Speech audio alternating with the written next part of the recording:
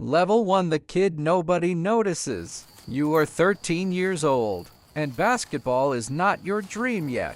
It is just something you do after school when homework feels too boring and your phone battery is dying. Your parents think it is healthy. Your teachers think it keeps you out of trouble. Your friends think you are decent. Decent. That word follows you everywhere. Not bad, not great, just decent. You live in a quiet neighborhood where the lawns are cut every Saturday morning and nobody plays music loud after 10. Your dad works in sales and talks about discipline like it is a subscription plan. Your mom believes every problem can be solved with food, sleep, and a clean shirt. Nobody in your family has ever played basketball seriously. But one evening, you ride your bike farther than usual and find the courts on the other side of town. The rims are bent, the paint is faded, the ball sounds different there, harder. That is where you meet Jay Carter. Jay is your age, but he already moves like the game belongs to him. He steals the ball from you twice, blocks your layup into the fence, and says, "Go home." Rich kid. Everyone laughs. You pretend it does not hurt. It does. That night, you lie in bed and replay the moment again and again.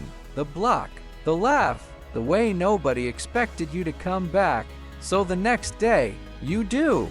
That is the first real decision of your life. Level 2, the street court.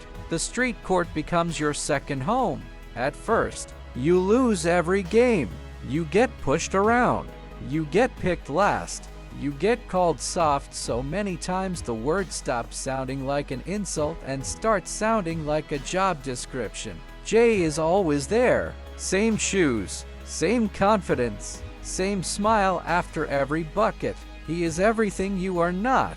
Fast, loud, fearless. You are careful. You think too much. You apologize when you foul people. An older man named Coach Ray watches from the bench every evening. Nobody knows if he is actually a coach, but everyone calls him that because he once played overseas and still has the knees to prove it. One day, after you miss 5 shots in a row, he says, "Stop asking the game for permission. You do not understand it. Not yet, but you remember it." That summer, basketball changes from something you play into something that follows you home. You dribble in the driveway until your neighbors complain. You shoot until your wrists hurt. You watch NBA highlights like they are religious texts. Your dad thinks it is a phase. Your mom buys you knee pads. Jay keeps beating you, but slowly, something changes. He stops laughing after every play. Then one day, you score on him, not by accident. Crossover, one dribble, layup. The court goes quiet for half a second. Jay grabs the ball and says, "Again." That is the first time you realize respect is not given. It is stolen one possession at a time. Level 3, high school benchwarmer. Freshman year, you try out for the high school team. You make junior varsity. Barely. Your name is last on the list. You stare at it for so long another kid asks if you can read. Jay makes varsity as a freshman at a different school. His first dunk goes viral in your city before lunch. People share it with fire emojis. Coaches call him special. Reporters call him the future. You sit at the end of the bench and clap. Your uniform is too big. Your minutes are too small. Your confidence disappears. Coach Miller tells you, "You have potential, but you need toughness." Potential, another word that sounds nice until you realize it means you are not good enough yet. You start waking up before school, 500 shots before breakfast, weights after practice, film at night. Your friends stop inviting you places because you always say no. Your girlfriend says you are changing. She is right. Basketball is slowly taking parts of your life and replacing them with obsession. Sophomore year, you try out for varsity. You get cut. Coach Miller says, "Maybe next year." You nod like it is fine. Then you go home, lock your bedroom door, and cry into a hoodie so nobody hears. The next morning, you wake up at 5 again because pain is embarrassing. but quitting is worse. Level 4, the rival. Junior year, you finally make varsity. Not as a star, as the 8th man. Your job is simple: defend, rebound, do not mess up. Jay is now ranked top 10 in the country. He has mixtapes, followers, interviews, and shoes mailed to his house for free. You still buy your sneakers on sale. The first time your schools play each other, the gym is packed. People come to see Jay. Nobody comes to see you. He scores 12 points in the first quarter and smiles at you after every basket. Then Coach Miller points at you. You guard him. Your stomach drops. For the next 3 quarters, Jay still scores. But nothing is easy. You fight through screens. You take elbows. You dive for loose balls. You make him work. He finishes with 36. You finish with 14. Your team loses. But after the game, Jay walks past you, stops, and says, "You got better." That should feel like victory. It does not, because the next morning, everyone still talks about Jay, not you. That is when you learn one of basketball's cruelest truths. Sometimes you can improve and still be invisible.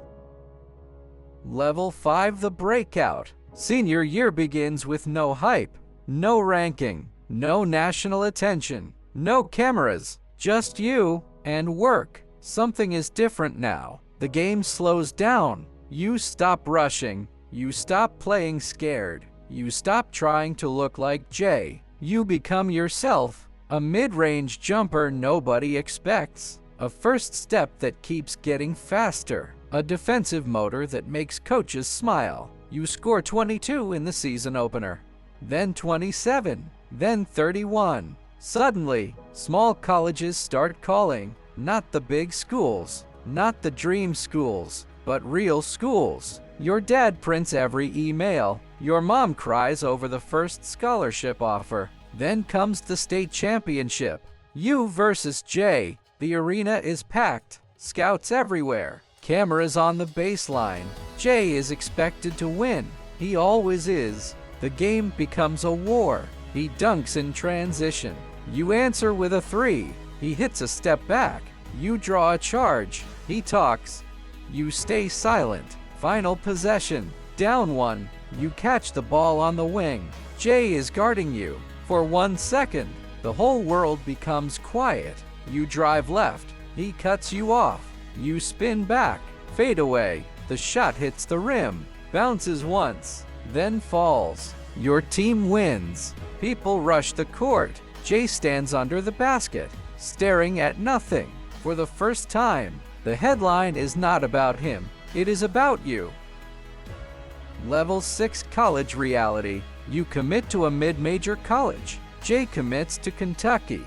His announcement video gets millions of views. Your post gets likes from relatives, teammates, and one teacher who spells your name wrong. College basketball hits you like a truck. Everyone is strong. Everyone was the best player at their high school. Nobody cares what you did last year. Freshman year, you barely play. 4 minutes a game, garbage time. Your parents watch every second anyway. Your mom texts after every game. Proud of you, even when you score 0. Especially when you score 0, you think about transferring. You think about quitting. You think maybe high school was the peak and everything after this is punishment for believing too much. Then one night, after practice, Coach Ray's old sentence comes back. Stop asking the game for permission. So you stop. Sophomore year, you play angry. Junior year, you play free. 24 points per game. Conference Player of the Year. Tournament MVP. March Madness arrives. Nobody expects your team to survive the first round. You score 32, then 29, then 35 against a number 1 seed. The country finally learns your name. Reporters ask, "Where did this kid come from?" You hate that question. You came from empty gyms, from getting cut, from being ignored, from every morning nobody saw.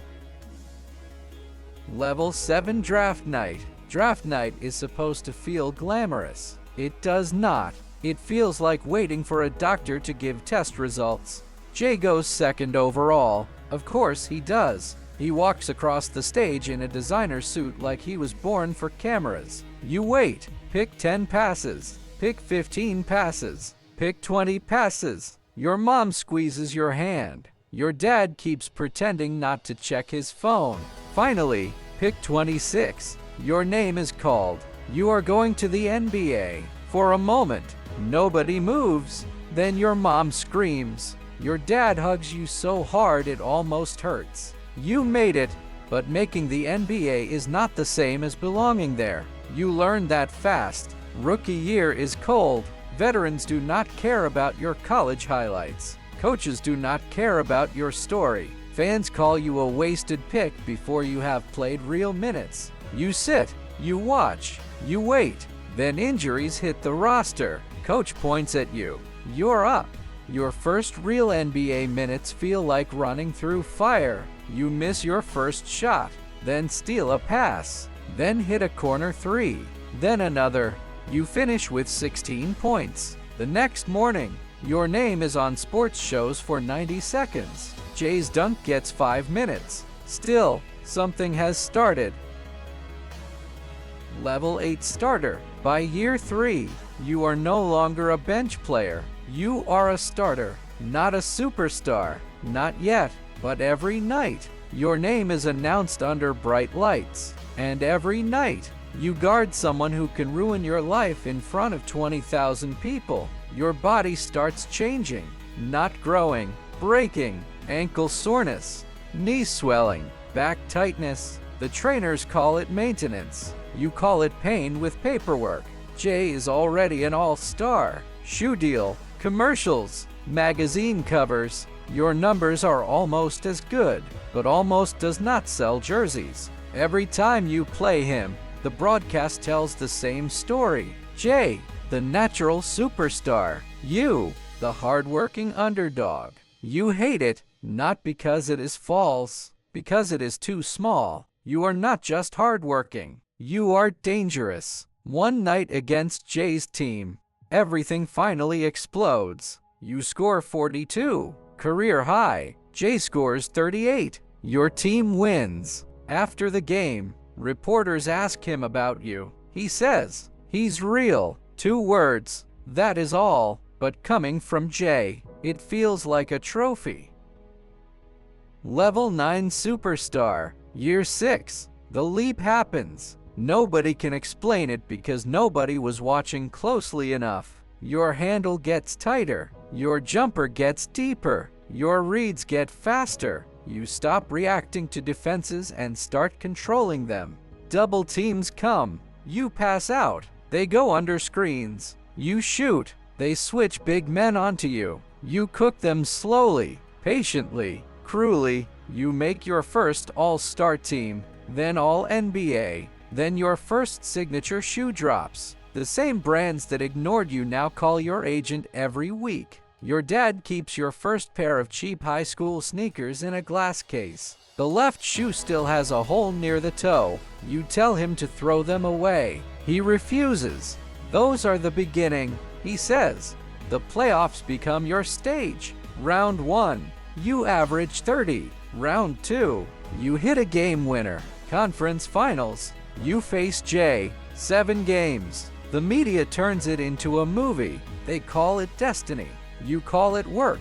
Game 7, tie game, final seconds. Jay guards you at the top of the key. Same court size, same ball, same to kids from years ago. You hear nothing.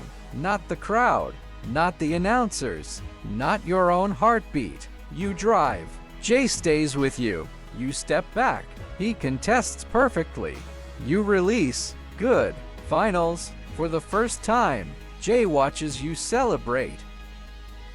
Level 10 champion. The NBA Finals are not basketball. They are pressure-wearing sneakers. Every mistake becomes a clip. Every shot becomes history. Every breath feels expensive. Your team goes down to games to 1. People say you are tired. They are right. People say you are hurt. They are right. People say this might be too much. They are wrong. Game 4, you score 37. Game 5, you score 40. Game 6, at home, championship on the line. You wake up with your knee swollen and your body feeling older than it should. The doctor says you can play, but he says it the way people say dangerous things politely. Fourth quarter, down 2, 1 minute left. You hit a 3. Next possession, you take a charge. Final possession, tie game. The play breaks. Nothing goes right. Your point guard slips. The pass is late. The defense rotates perfectly. The ball finds you anyway. Corner, 2 seconds. You shoot. For a moment, you are 13 again. On the cracked court. Jay laughing. Coach Ray watching. Your dad thinking it was a phase. Your mom telling you to be careful. Every version of you is inside that shot. The ball drops. Confetti falls. You are a champion. Finals MVP. The world finally says your name like it always belonged there. Jay finds you after the game. No cameras close enough to hear. He says, "You earned it." You nod. Because you did. Years later, after the trophies, the money, the shoes, the fame, and the Hall of Fame speech, you return to that first court. It has new rims now, fresh paint, kids playing under the same sky. One kid asks you to teach him a move. You show him the crossover. He misses it twice, gets it on the 3rd try, then smiles like he just unlocked the universe. You tell him, "Don't ask the game for permission." And for the first time, you understand exactly what that means.